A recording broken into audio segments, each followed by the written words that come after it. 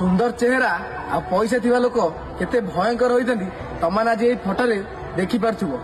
सबु लोक खराब नुह, किछिटा लोक एते खराब थांती ना जागते पैसा थाए से निज स्त्री उपर अत्याचार करती। कहीं सेटा मु तो आज पर्यंत जानिनी, तमने जो मैंने बाहर से जानिथिबो जे लाइफ रे जो मैंने भी आज पर्यंत ना पैसा आ सुंदर चेहरा देखिए बाहर एते पस्टेज एते कांदी जे पर मुहूर्त से कही भी पारती।